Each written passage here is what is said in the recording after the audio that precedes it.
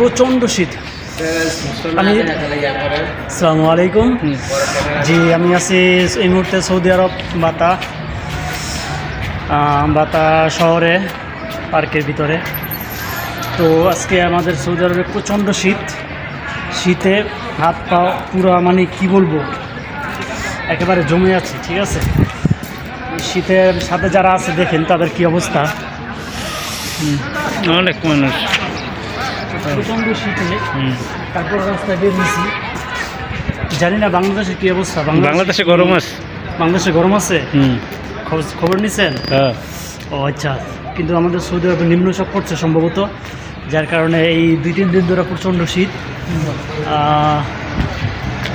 জানা গেছে যে আরও কয়েকদিন থাকবে, 8-10 দিন থাকবে। বেশিক্ষণ থাকা যাবে না, চলে যাবো। মুসা ভাই চলেন। হেল্লারো জায়গা হেল্লারো